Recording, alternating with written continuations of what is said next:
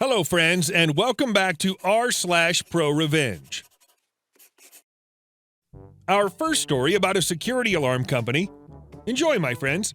Don't forget to subscribe to our channel if you're new here and turn on notifications so you don't miss a new video every single day. Here we go. Sir, that will set off your alarm. I used to work for a security alarm company in their dispatch office. I would get signals like burglary, fire, silent panic, or maintenance needed notifications and follow our policy on responding. One of the highest priority alarms are silent panic alarms like you might have at a bank or a jewelry store. In this case, I believe it was a small business jewelry store. The thing about panic alarms is that we have a strict rule on how to respond.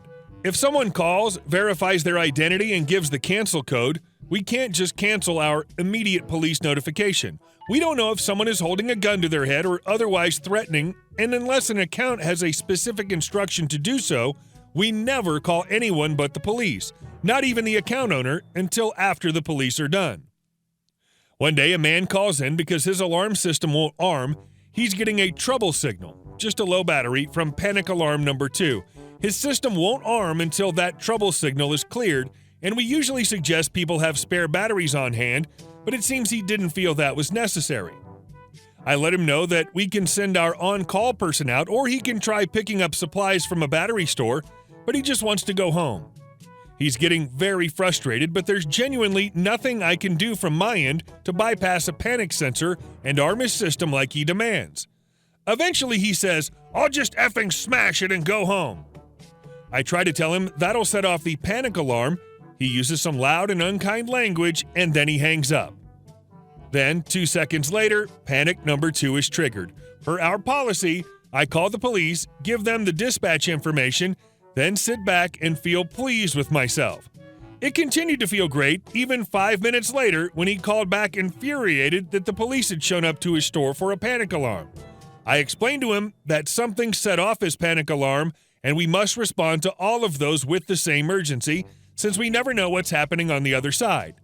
He wasn't pleased, but eventually we were able to reach our on-call tech to fix the panic button, which not only had a low battery but now physical damage that required it to be replaced. And our last story. So my health is not worth your attention? Enjoy when I destroy your career. 4 years ago, I was hired on a big Japanese trading company for selling commodity items. I was living alone and the current job pay was not enough for me to save anything. And that's where I meet this guy. He's my GM, in his 50s. Let's call him Trash, because he keeps talking trash to me while he himself is doing jack crap. First day is a training day about how to use the system in the company and all. Second day, Trash only trained me 2 hours before asking me to do some customer clearance process. This company imported products from other countries, which I have no idea how to do at all. He proceeded to tell me to ask other sales staff in the department, which to my surprise, there's only one lady. The third day is the beginning of my torture. Trash found out I live alone and have no one in the city, so he decided to harass me. He keeps mentioning that I work so slow and that I can't remember a lot of things. This I bypassed with writing memos. I then apologized to him, saying I was still learning. This turns out because his reason on keep harassing me through the year. I told HR, but HR doesn't do anything other than send email to Trash to stop his behavior. Skip to the end of my first year of my slavery under Trash, aside from his harassment on every chance he got by belittling me in front of me and sometimes customers. My work and relationship with customer progressed very good. I tripled the sales of this department and make most of my customers as my friend. Comes the judgment day of target meeting. Trash opened with, he is very satisfied with the work of the sales staff. Then he starts by showing the growth of the sales and then proceeds to tell us to leave the room and come inside one by one to talk about raise and bonus. Come my turn, he opened the discussion with a heavy sigh and he told me that he can't do anything but gave me a fixed bonus by company, but the raise is satisfied. Company arranged these two. The bonus was on the contract, but it's only for first year and next year it's according to my sales. Enter the second year. Turns out Trash talked to HQ and raised the sales target by 400% for our department without the sales staff's approval. This is important. Second year was a disaster. Our suppliers undergoing strike from their employee and the currency in my country inflated by 30%. Not to mention some customers having financial problems due to this. Sales was dropping by 40% and the situation was grim. I was under the heavy stress and pressure. Trash harassment increasing because he's now being chased by HQ. My health condition dropped through the year and I was hospitalized due to high blood pressure. Everyone visits me except Trash. Second day of hospitalization, I got a message from him. Hey, are you still in hospital? Customers keep calling me. You need to work from hospital. I don't care what happened. I was stunned when I read that, my doctor clearly telling me I need to stop working for 1 week and company accepted my medical leave. But this guy doesn't care about me, and that was the last straw. That week he kept barraging my phone with calls and messages, but I ignore him. When I get to work, I told him I would like to resign, and to my surprise, he wanted to give me 3 months' notice and start spouting insults why I ignored him. Last week, he told me he got 3 new customers, which is his friends, and I will handle their order, but the sales value won't be added to mine as punishment. In that moment, I decided to take revenge on his butt. I want him fired or demoted. Then I hatched a plan, which referred by my friend as time bombs. The first time bomb.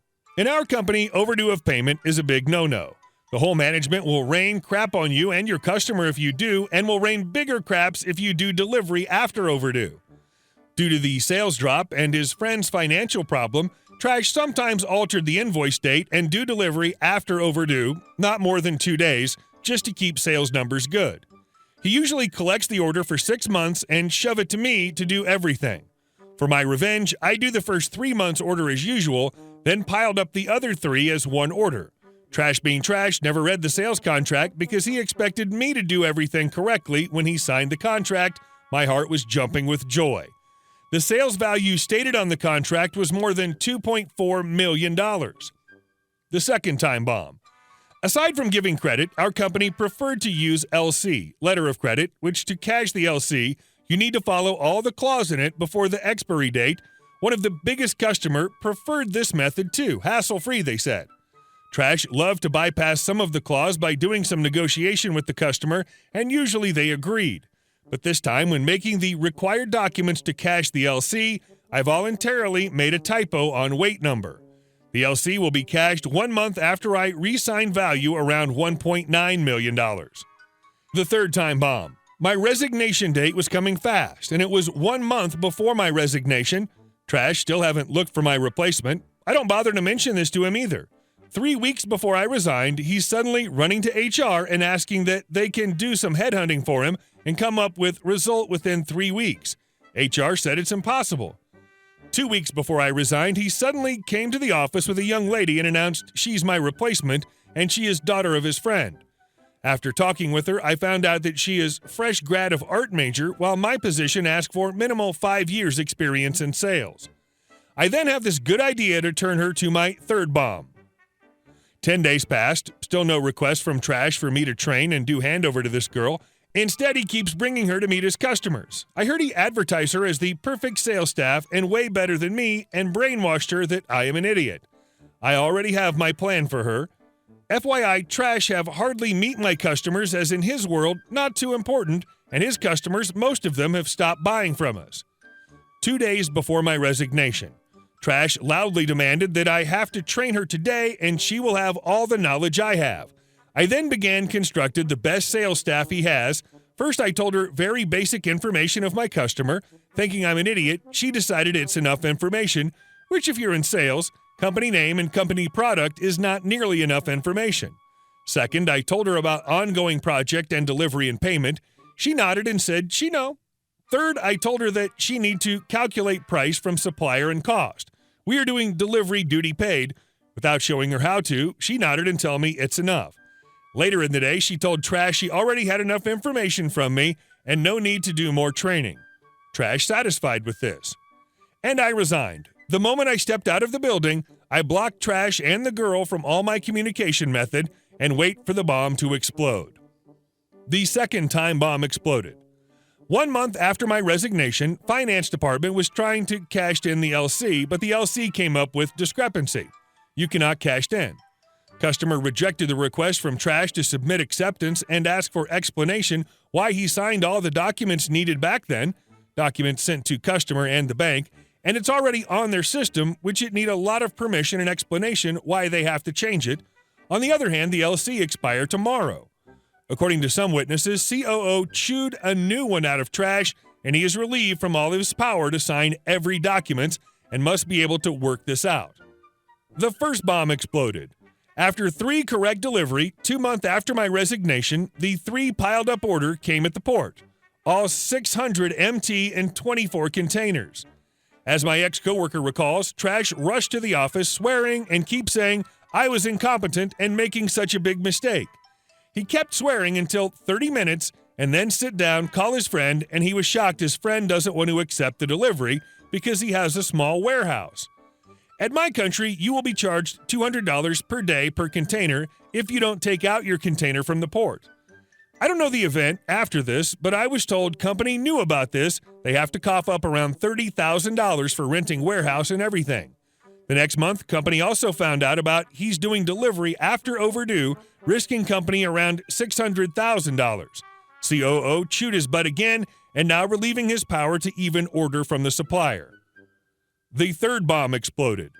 The girl being so stuck up and brainwashed, she never followed up most of my customers.